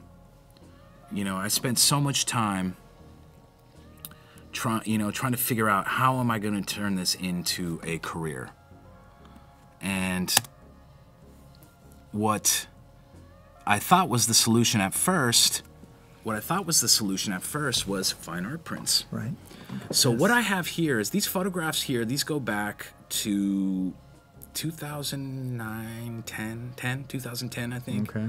We back in like Pigeon Alley here? Yeah, I'm back in Pigeon Alley here, and I'm with Grammy Award winners Dirty Vegas. I don't know if you guys know Dirty Vegas. I had the opportunity to photograph them several times, and these guys are just stand-up individuals. This was for Rocket Music, which I believe is Elton John's label. That's right. Yeah. Yeah, and they were on that label. I don't think they are anymore. Okay. Yeah. But here I had them in the Tenderloin, and it was just a scene up in here. Right. I would say like these are what we're viewing now. These are like very early commissions, and you'll see that I take a very solid like a street photography approach to it. Right. And I just love again the placement here. Oh yeah, and dude, and the first thing as I'm looking, I'm going, okay, that's real. That's captured in real time. It's real. Yeah, right? It's not real. Composited in. Yeah, right? No. I don't do that. I don't know. If I knew how, it's probably a good thing I don't know. Otherwise, you would be seeing wizards and unicorns flying through here. There would be all sorts of stuff going on in my images. That's awesome. So these are like some of the first like commission. Okay. This is like the first. And how did you come about it with these guys? They asked me. Okay. Or obviously Dirty Vegas didn't seek me out like, hey, Travis Jensen, I need you to shoot. But There was a guy that worked at the label that I knew, and he was like, hey, there's this street photographer. I think we have something here we could do that's really cool. And the rest is history. I've ended up like shooting with them like 3 or 4 times. Oh, I love nice. those guys. Nice. You know, I love connecting with artists from different mediums. I love it. And I love hearing their approach to the craft, to their own craft, and you know, and it seems like we're all on that same wavelength. Right. You know, as creators. Oh yeah. You know, definitely. There's a and synergy I love music. and yeah, absolutely. Music plays a huge, you know, part of my craft for sure. Kevin's got a. Someone says, "Whoa, Kevin with the dark stuff. What would you photograph today if it was the last picture you could take?" Ooh, what would I photograph today if it was the last picture I could take? That's a hard one. Oh man, that's a tough one. Yeah. Probably my family. Mm-hmm. Yeah, probably my family. Like a family photograph, and I wouldn't be concerned about like making it artistic. It would more so just be like a great photograph of them for me to look at. Mm-hmm. And then, so going from these very early, Right. you know, I did weddings. I really paid my dues to do this. Like, you know, you'll see here, the jobs start to go up. You know, I'm so glad you brought one of these in. Actually, and I didn't even know that about you. But there was a period in time where, well, let me back up. Wedding photography, not easy, very stressful. I mean, anytime you're dealing with brides and the scene that comes along with the wedding, right? It's a scene. Yes. And can be extremely lucrative, but it's a lot of dues paying to get in it and do it and keep doing it to kind of move on. And I've known a lot of photographers who tried to do that. That wasn't their thing. They kind of fell into that for a bit, and it almost wrecked them because it's a different level of fear and stress. You know, if you don't get the kiss or you don't get the hand holding, gazing into her eyes shot that or the whatever that whomever wanted whatever. It's how you can't recreate it. Yeah, you can't recreate it. There's one moment, and that's I just did it because I did them for friends, and then 2 just for supplemental income. Right. This goes back to street photography again. Right. It's boot camp, right? Yeah, I spent so much time shooting on the street that when it was go time for weddings, I was just like, oh man, this is you're not going to miss that moment. Yeah, it's not. I don't need. I'm not going to miss that moment. You know, like this is what I've been preparing for my whole life. You know, so or not my whole life, but this is what I've been preparing for on the shooting photos on the street, and so when I've done a lot of weddings. Yeah. I just. You know, they're just not for me. Right. I mean, I'll do them for friends, and I don't mind doing it for friends or for people that I like, but, you know, it's a lot of work for me. Like, those things, I would say every time I shoot a wedding, it takes like 6 months off my life. Right. Oh, yeah. You know, I don't use second shooters. I like to just do, I like to be there. Yeah. And I think to the points you've been making, and I loved how you just kind of brought that together, it's because of that, you really have to have that street fast style to because it's all about the moment. Yeah. The gaze, the kiss, the hand, all of those things, the laughter, the toast. You have to move. You have to move around. Right. And that's the thing about photography, you guys, is you have to move around. You know, like that. For me, the only zoom I have are my 2 feet. Usually, like that's honest. Like if I want to take a picture that's way over there, that means I better start hoofing it over there. Because and the photos just, I think they turn out better. They're more captivating. There's more energy of them. There's more, you can feel the attitudes and all sorts of stuff. And so I started out with weddings. This is a good friend of mine. This is Chef Roy Choi. Oh yeah, you might know who he is. Okay. I know this dude. I would say this might have been my first like real big job, and this was for the Line Hotel in like 2012. I did all the photographs for the Line Hotel in Los Angeles' Koreatown. And people should Google if they don't know the Line Hotel and Roy Choi. Super. Oh super yeah, famous. this is the man right here. Man, this dude right here is amazing. I love, again, he's somebody that I hit it off with immediately. I love his food. I love his philosophy behind, why he's a chef. All around amazing dude.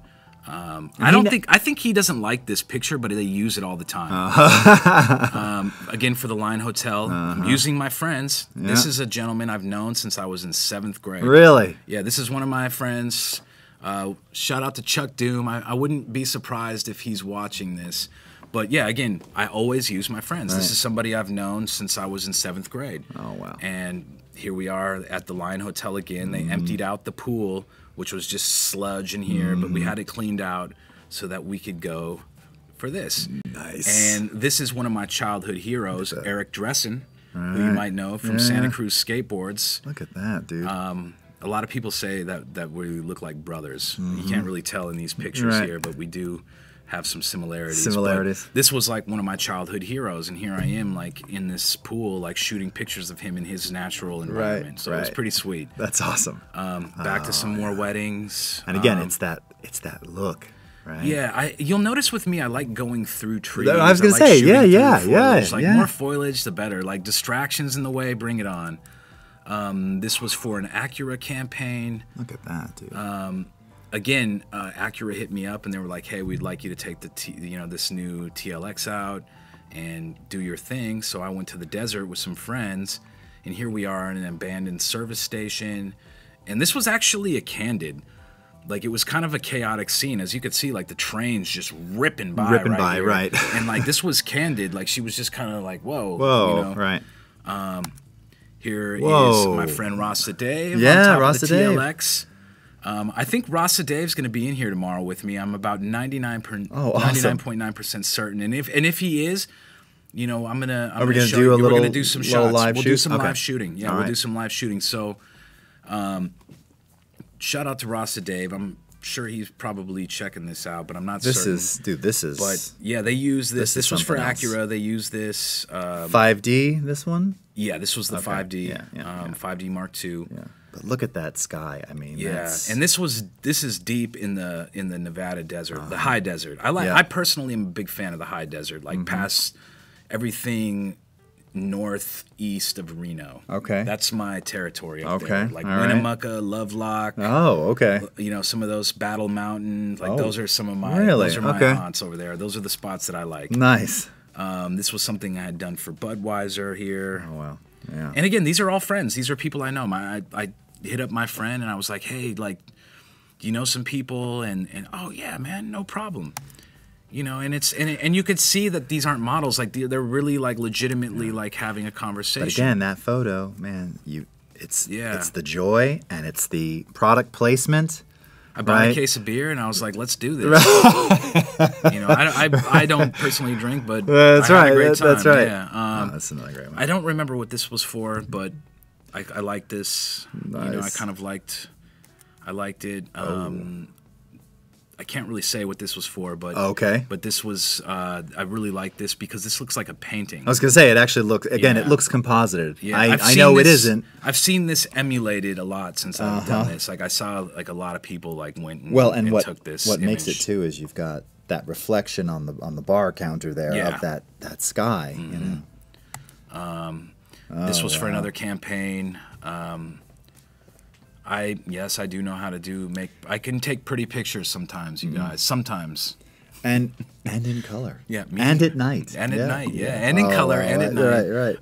This is very typical advertising work here. This was for another campaign.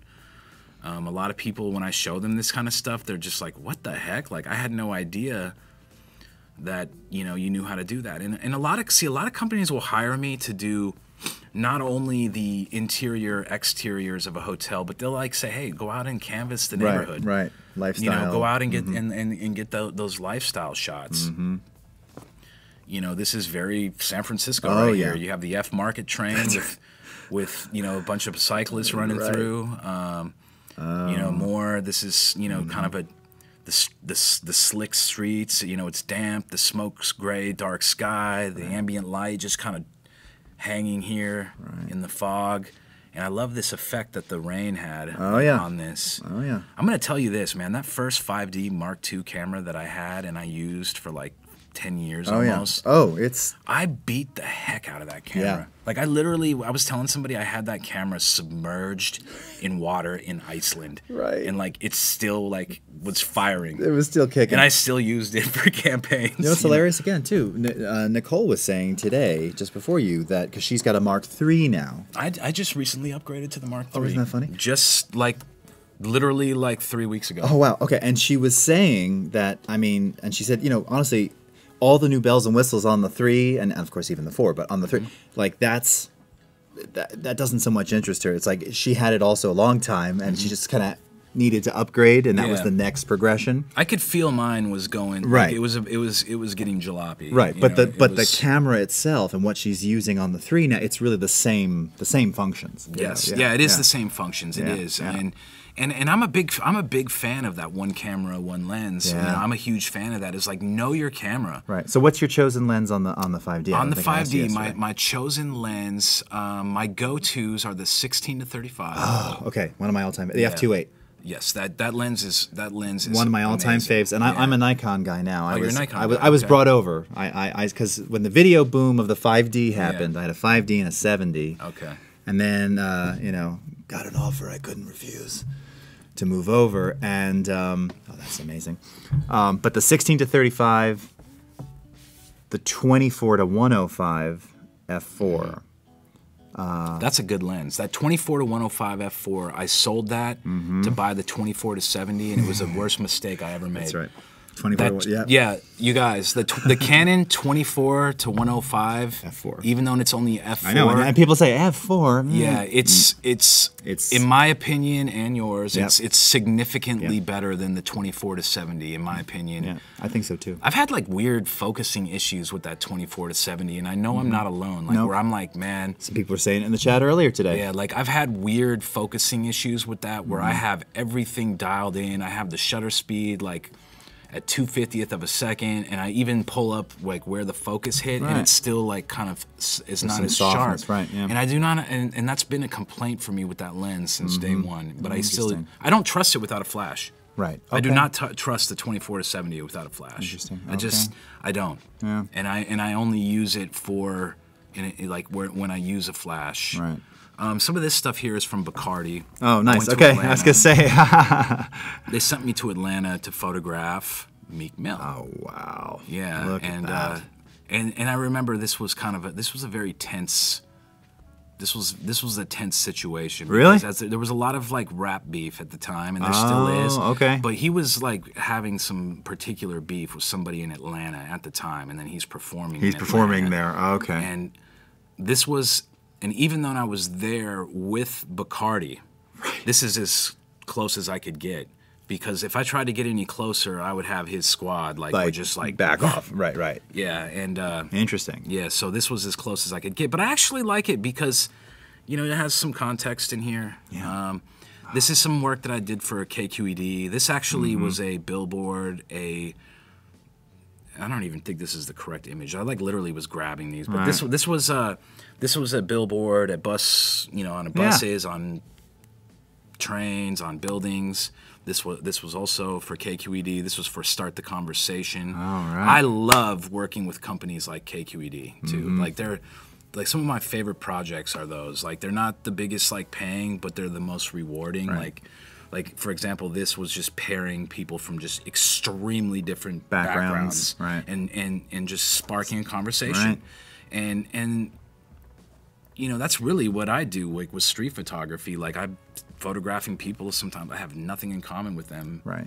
And then we just start a Start a conversation conversation. based off of my interest for in photography. Right. This was a magazine cover for them. Oh yeah. I don't remember. Yeah, this is the Classic. This is the classic. Classic. This was, I don't remember what this was used for. Cirque du Soleil. Oh. Yeah, here's the pigeons in a commercial environment here. Wow. In color. In color. Yeah. Vibrant and clean street too. Yeah, in a clean street. You do have some skateboard marks. Yeah. But see, a lot of people would go in here and they would remove all that. That's but right. it just adds character for me. I know what this is. These are skateboard wheel marks right here. Right. Right. Here was some stuff that I did with Adidas, with nice. NFL players. Nice. You know, had to get him doing the Ross Sadave move. So, you know, it's cool. You know, I never would have imagined that like my street photography would like go and like this is what people like. They were like, you know, maybe they can relate to it more than some other advertising work. But this is my man Carlos Hyde, plays for the San Francisco 49ers. Woohoo! Yeah. This is Trey Wayne. These are great. And this was like them. This was maybe like a year or two ago. This is all their rookie seasons here. And this was for Adidas, a company I love partnering with. Throwing the hat up in the air. This was for Roy Choi's restaurant in Oakland called Local. Mm-hmm. And I don't know if you guys are familiar with Local, but in Oakland. But this image was literally like 15 feet tall by like 25 feet long. He was Local. They were featured on Food Network. I mean, they right? were, Yeah, and then there was something with the New York Times came in there and they Yeah. just tore them apart. And they said the only thing they liked about the restaurant were my images on the wall, and that really pissed me off because I love what that guy does. Yeah. And if you guys aren't familiar, Local, the restaurant that we're talking about, is basically offering healthy chef-prepared meals at a fast food price point. Right. So I was guilty of this as a young man living in San Francisco and, you know, being extremely low on cash and just really hard up. Like, I was a total victim of eating out of the corner stores. Like, I lived at the pizza slice shop where I would, like, beg the dude to give me a free slice or promise to bring him an old skateboard deck.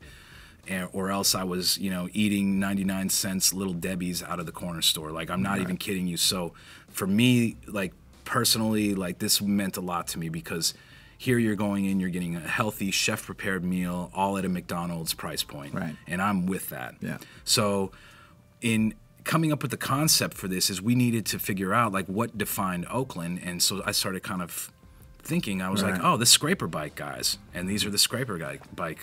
This is some of the guys from the Scraper Bike crew. They have some of my other images, different ones, in another location in Oakland on 35th and Market, but this was in the main local location here, and it was huge. Like, I walked in, I was like, whoa. This is a portrait of my good friend Brittany, Brit Sense on Instagram. You should definitely check out her work. She is so amazing. She documents, a lot of her work focuses on East Oakland. Check her out. She's really a really cool person, has a lot of really great stuff to say, and just, you know, really captures people's emotion and just spirit in her photographs. And where is this one? This is in East. Even though this looks like it's, you know, like, it sounds like Turlock or something. Yeah, right. this is in East Oakland right here. Okay, this is, all right, this is kind of like near not like the Coliseum. Modesto or anything. Yeah, it looks like it, but this is actually East Oakland. Okay. This was a campaign that I had done for Apple. These were like literally like right out of the camera. These are postcards, so I'm just showing you. Right. I'm showing you the rendering here of like what it looked like. So these are postcards. This is my good friend Tyler, and in his '54 Chevy. Look at that here, paint job, and the too. paint job is just absolutely incredible. Yeah. And again, like, these are just right out of the camera. You can see, like, they. You know, me, I would have... Right, that's right, you would have straightened that, right, yeah. Hey, as much as I like looseness in photography, I definitely would have straightened this out. And I probably would have pulled this corner up. That's right, to get rid of that little... And I would have cloned this if it didn't come out. I would have taken the clone and got that out. But, hey, you know, wabi sabi. That's right. Yeah, wabi sabi. Wabi sabi, they love and these it. And these are strangers.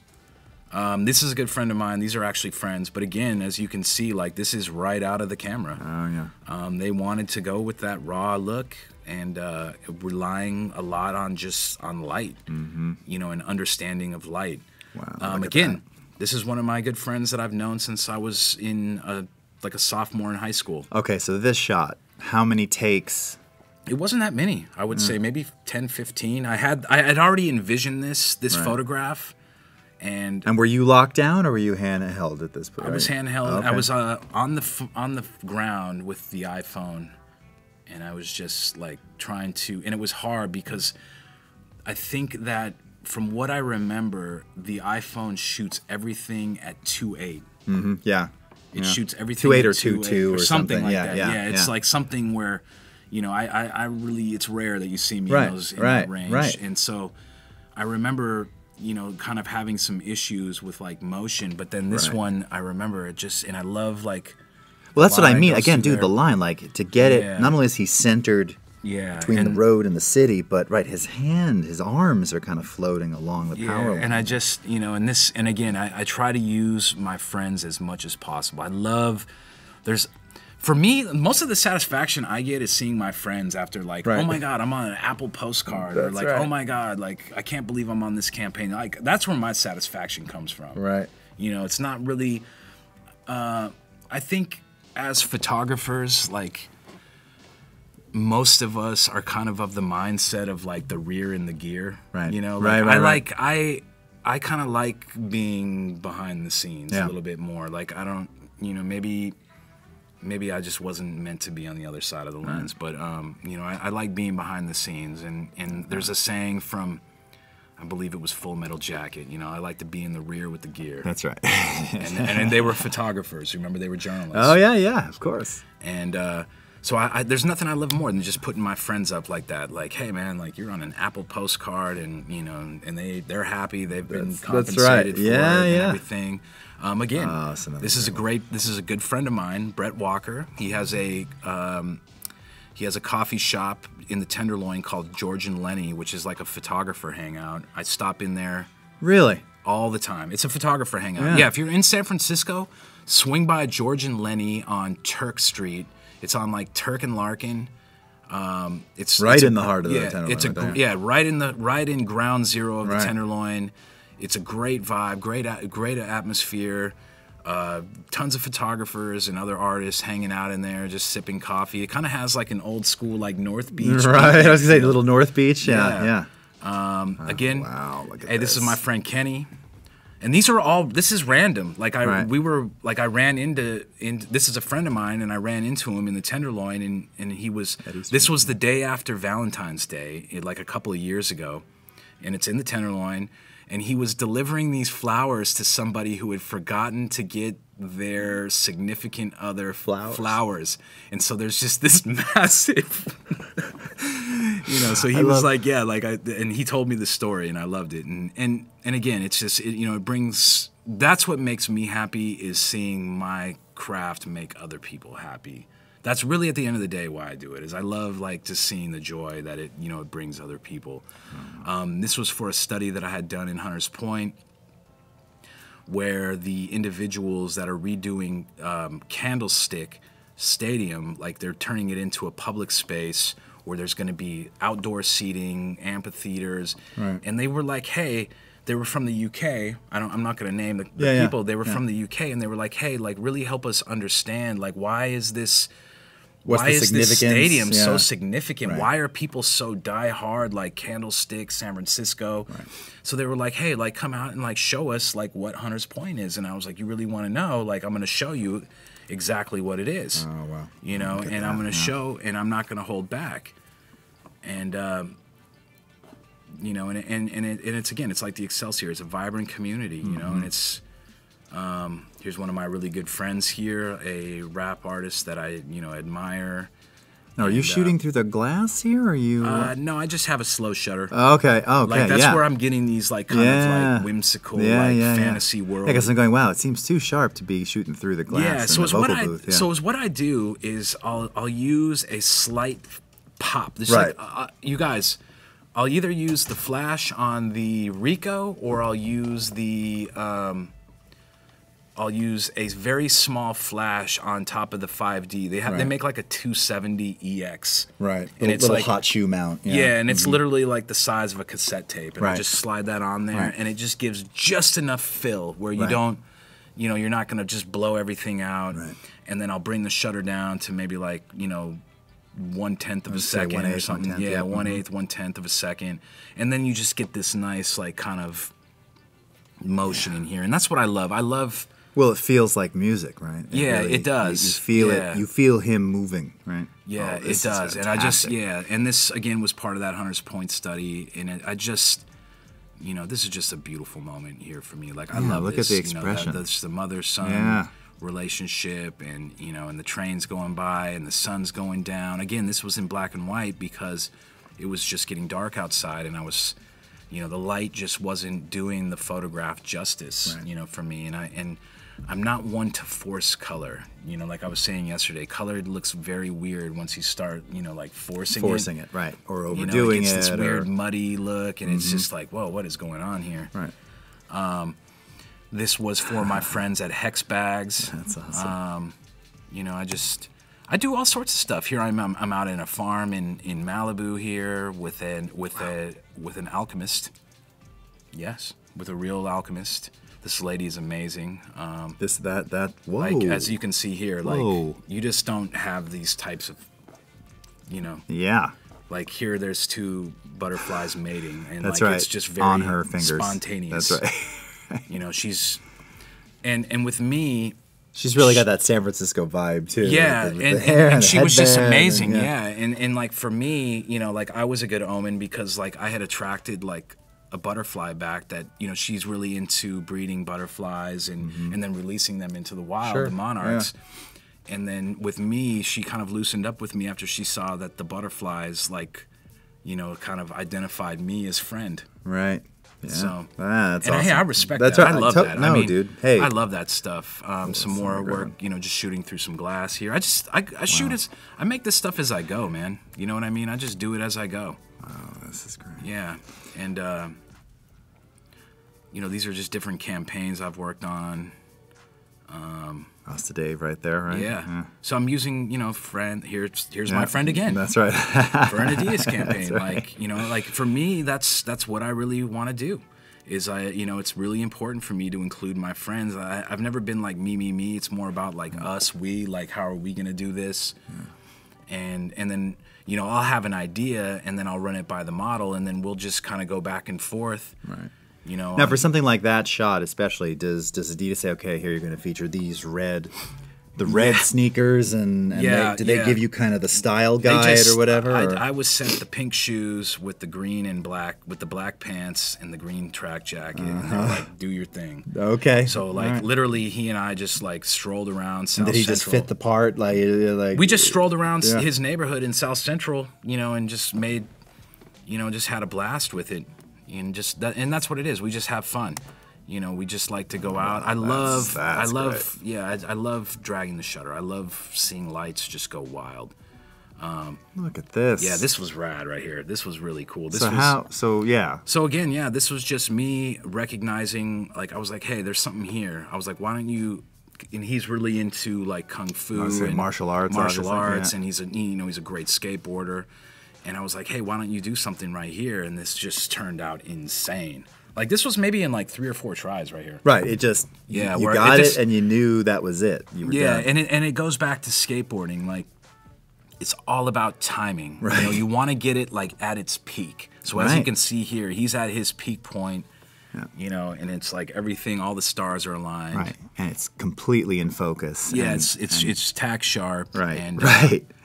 And that's kind of what I'm looking for. And I don't know how this got all the way back here, but this to me, this sums up San Francisco. Very complicated. I don't know how. I'm very fascinated by the bus lines here. Yeah, you were saying bus lines and power lines yesterday. Lines. Yeah. Like, I'm just fascinated by the grid. Like how do you make sense of this? Like, how does this make sense to anyone here? To me, this looks like being John Malkovich or something. Well, and a lot of it has to do with just the legacy of it all, right? It's years and years of growth and rebuild, and not necessarily tear down, but building on top. I mean, there's tear down now, right? But it's building on top of what was there, and that's what you get is this absolutely inexplicable grid of chaos. And here is Rasta Dave again. Oh yeah. This was for something I was working on in the dog patch. I believe these are gone now. Oh yeah. Like as of within the last month, these have been removed, and these were just staples in the the dog patch region. Well, aren't they doing? Yeah, there's like a whole bunch of reno going on there too now, right? I mean, I think so. Yeah. And then this, like there's just little details that I look for here. Like I'm always looking for these little details. Arturo was asking, how many cameras do you take with you on a shoot? One. Just the one, right? Just one. Yeah, one camera, and maybe sometimes Arturo, sometimes Oh yes, Arturo. That is like one of my favorite characters in a book. His name is Arturo Bandini, and it's for this book here, Ask the Dust by John Fonte. Oh, nice. Yeah, it's a good book, Arturo. Check it out. It's and the main character's name is Arturo Bandini. Again, just out here doing the thing. These are very traditional kind of like advertising. Here's some work I did for. I have this shot. Oh, nice. Yeah, here's I did this for Under Armour. Yeah. These were for the playoffs for the Steph Curry shoes. Again, this is my friend modeling them. I prefer to. And use like friends. on those, again, much processing or kind of. You know what? I think on these, I mean, there's a lot of vibrance in the shoes, and the it was clothing. harsh. It was like really harsh light, so that Right. that plays a factor into these too. Like, and I definitely was flashing because of that, the harsh light. Otherwise, you would just, it would be as dull as that. Right. Some stuff that I've done this was for a nonprofit called Tipping Point, who raises a incredible amount of money towards our homeless population here in San Francisco. And so I worked on this project with them, and we were visiting.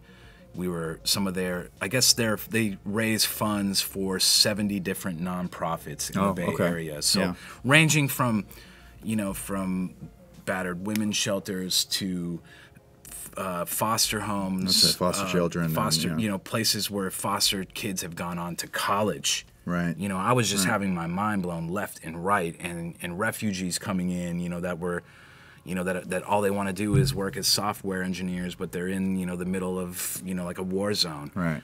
And I love that, and these are the projects that I love most. It's just, like this. This is what I do it for right here. Dude, and the expressions, again, it's that. It's that. This is what I do it for, and I love, I love kids, and sweet. I love. Like this girl, she was raised in a foster home, and she went on to be, she's at SF State. Right. She's a college student. Right. And that's the stuff, like this girl, she was coming from China and, wanted to be a U.S. citizen, and just, recently received her citizenship. And this is her in City Hall, like, like I made it. I'm a U.S. citizen. And I'm like, rad, that's awesome. Right. Visiting schools that need outside funding in order to, to stay operating. I love it. This is looks like it does. Looks like a day at the office here. It was kids. Yeah, kids is so and kids are some of my favorites to photograph. Yeah. They're just such they're such beautiful beings and so character pure, and and so much innocent, character. Yeah. So hey, dude, we've got approximately 3.5 minutes till we're out today. Let's do it. So teasing for tomorrow, and then we got to do one last giveaway, and then we're done. Cool. And that went by so fast. I know, dude. Do we have any questions or anything? I think again, most of it's his Facebook doesn't even say friend; it says cast. Yeah, I know some of it we may have. Travis, your friends are the coolest. Oh, right on. Thank you. Looks like a ghost caught on camera. Nice. All right. Oh boy, he has friends. Mine just want to use me and screw me over. Okay, that's for a different conversation. That's right, yeah. All right, so for our that's very nicely framed back there too. Yeah, very yeah. cool. We'll keep my friend Brit Sense here over Nice. on 82nd and International Boulevard in Oakland. All right, so our final trivia question. Okay. Not the Canon 5D. What is the other brand of camera with the fixed 28mm lens that Travis brings on a shoot? Ooh. If not the Canon 5D, what is the other brand of camera that he brings for your chance to win a year of Creative Cloud? Quick teaser for tomorrow. So we might have Rasta Dave in here for some live. I'm pretty sure, about 99% sure we'll have Rasta Dave in here for some live action. We'll do some live hair awesome. tosses, and I'll kind of show you my technique for freezing those. Great. And then I want to run through some mobile images. I was huge. We haven't shown any of my mobile photography. Right. Yeah, really. I guess the only stuff we've seen was the Apple postcards. Yeah, and here. I want to show you because Great. I was very active in 2010 to 13 roughly shooting mobile. And Just mobile, yeah. And I would argue that I probably got some of my best images on mobile. So that's very inspirational. Okay, everybody's got the Rico. All right, so again, we've got the Nightbot going to kick in. Dang, I hope Rico, if you're here, man. That's right. That's right. All right, Rico up here. All right, so yeah, you'll want to stay tuned tomorrow to see kind of behind the scenes and the process of Travis working with mobile photography, which of course got featured via Apple, the makers of, you know, the most popular mobile camera. They really kind of changed mobile photography. They did. Period, yeah. right? They did. Dude, again, such a pleasure to have you here. It's Thank a you pleasure so much. to be here. I really appreciate I know you we guys having just me. burned through the time because it's like yeah, we we're just having great discussions. Totally. Yeah, this is rad. Yeah. I really appreciate you guys having me. Like, thank you, you know, from the bottom of my heart. Thank you. Well, the pleasure is ours, believe me. And I hope I don't bore you guys out there too much. Not a chance. Not a chance, dude. All right. And the Nightbot says... Blaine Blaine McCulloch. Yep. Blaine, if you're with us, congratulations. You just won. Sorry, so we get a little photo mish tag. That's right. Yeah, right. Blaine, you just won a year of Creative Cloud. So be sure to ping us here with your Twitter handle or Twitter name, and we will contact you as to how to acquire your winnings. So again, everyone, thank you so much. Additionally, you're very kind. Thank you. Thank you, Roger, Alejandro, Adam. Augustus. Yeah, good, great hosting, man. Yeah, Oh. you're on point, man. Oh, man. You're keeping me moving here. I would probably just be like, Well, thank you. Thank there'd you. be a lot of awkward silence. Kind soul. Thank you. And again, thank all of you for watching. We'll be back tomorrow, 9 a.m. Pacific time, right here at adobelive.com. So you'll want to stick around for more Travis, for more Nicole, for more Lita and Wade, and of course, Andrew. And we will see you again tomorrow, everybody. Thanks so much. Have a good evening, wherever you are in the world. Take care. We'll see you then. Bye-bye.